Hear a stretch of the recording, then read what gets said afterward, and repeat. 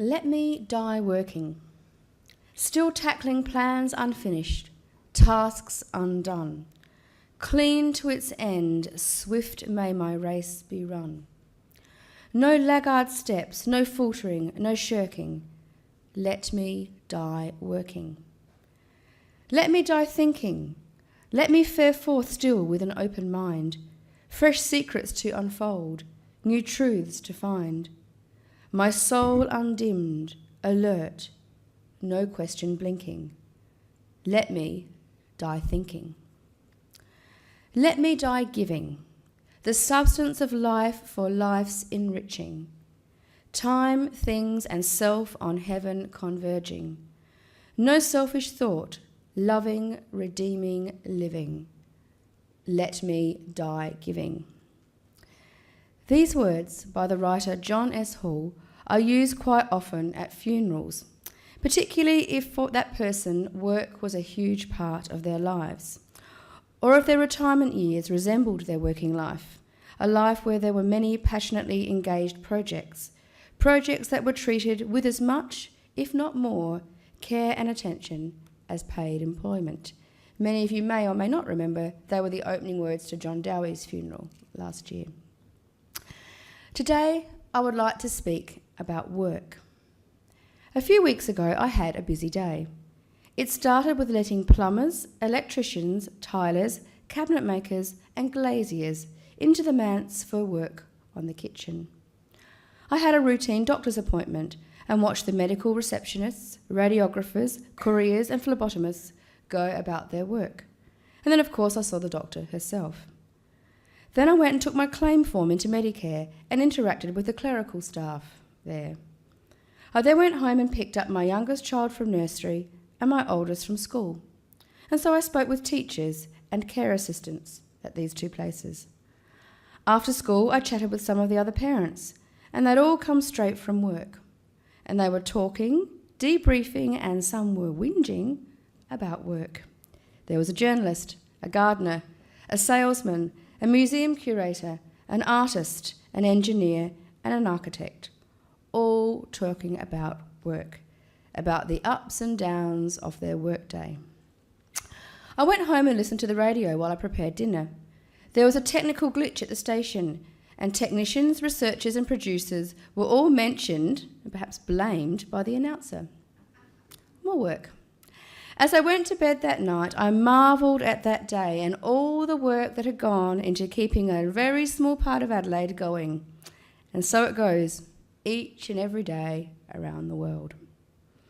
I've always been fascinated by work, from kindergarten when I would role-play various jobs, like all children do, right through to the day I just described. The sort of work that I do, I guess, affords me the role of outsider and observer. So I guess I get to watch and ponder the world of work, other people's work, while they are so fully immersed in it, they may not think about it all that much. My first experience of work was of helping my dad do his work. My dad was a scheduling producer for a commercial television station here in Adelaide when I was very small. He was responsible for scheduling programs into 30, 60 and 90-minute slots from 6 a.m. till midnight, 7 days a week. Every Monday evening after dinner, our kitchen table was cleared, and Dad got out these great big A3 light blue scheduling sheets, a pencil and a rubber. And he would spread the sheets out across the table, and at the top were printed the days of the week, and down the side were the 30, 60 and 90-minute slots. It was Dad's job to fill these in pencil first, and then when he was satisfied that they were all correct, fill them in pen. There were 6 copies. And it was my job to hold the rubber for him when corrections were needed, and to let him know if I saw any mistakes. I did, because I knew the regular schedule and he knew the one-offs.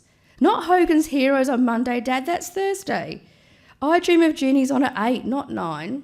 So I was indispensable.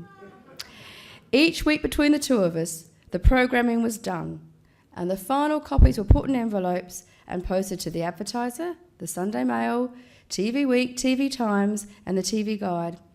And the people of Adelaide had their TV schedule for another week, until next Monday. We had no laptop, and not even a photocopier. We didn't make many mistakes because we took our work quite seriously. And I felt quite proud of my dad and felt that his work was really important. I knew that it wasn't quite as important as my friend's dad, who was a surgeon, but I felt that my dad took his program scheduling as seriously as hers took major abdominal surgery. Most of us do take our work seriously. It is for so many of us, as Khalil Gibran said in our reading, our love made visible.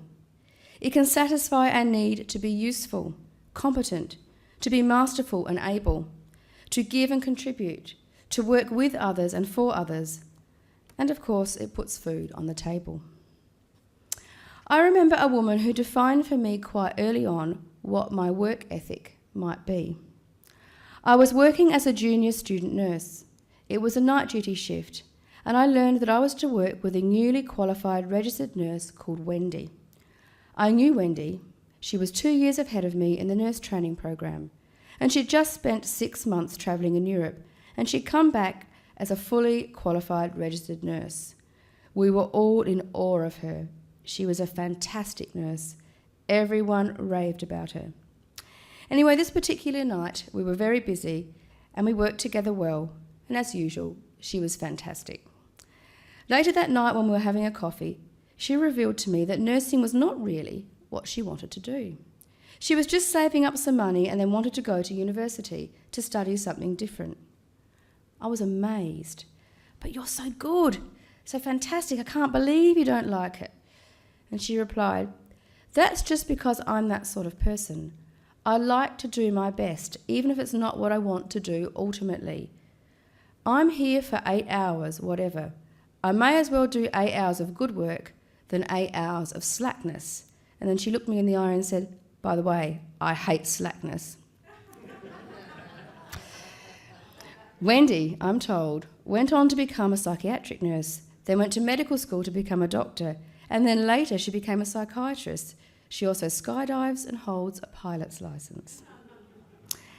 For all the years that I worked as a nurse, I knew that it wasn't really what I wanted to do.